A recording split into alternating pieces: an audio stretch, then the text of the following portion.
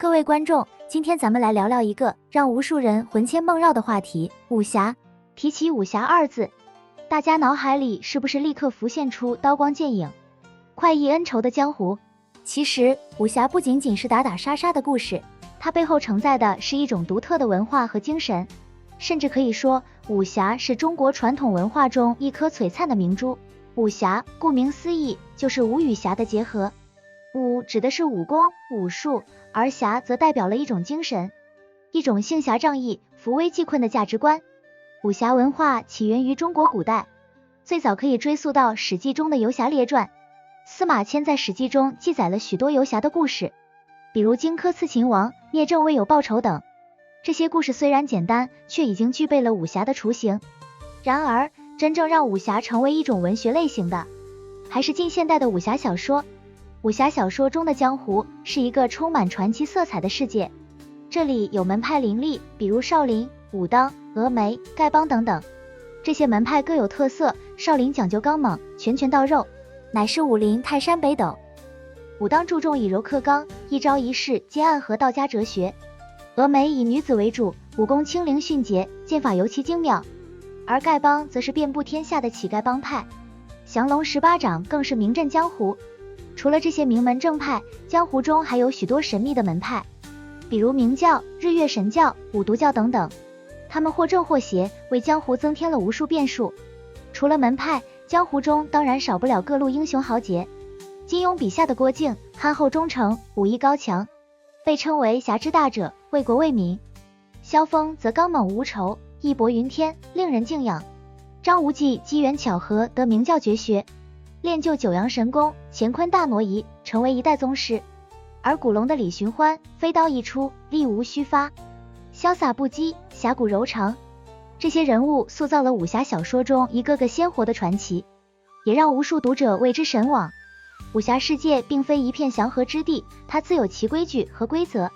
比武论英雄是江湖中行之有效的竞争方式，有时是切磋技艺，有时则是生死相搏。门派之间的争斗往往因为利益、武功秘籍，甚至个人恩怨而爆发。正邪之争更是武侠小说中的经典桥段。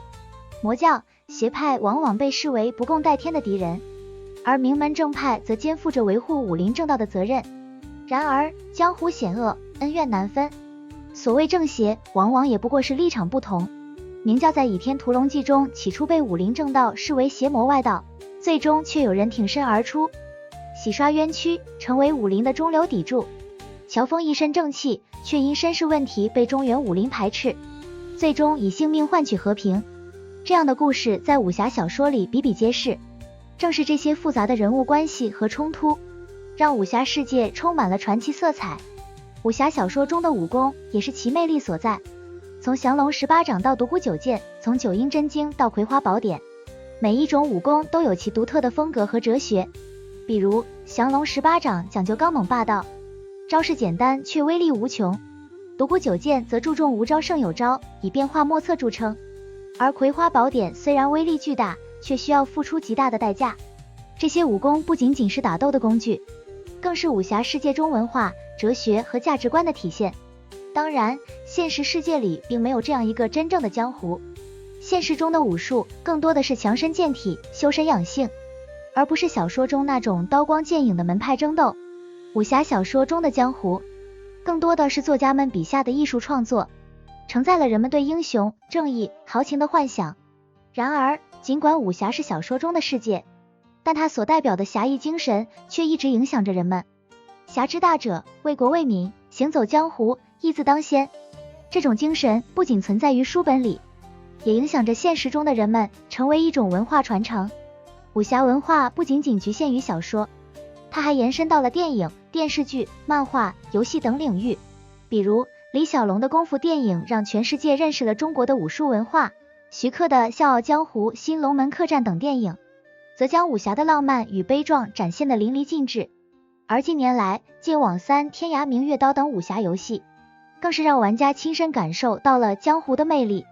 可以说，武侠文化已经成为了中国文化的重要组成部分，甚至在全球范围内都产生了深远的影响。好了，今天咱们就聊到这里。如果您喜欢这样的武侠故事，不妨点个赞，分享给更多的朋友，咱们下回再说。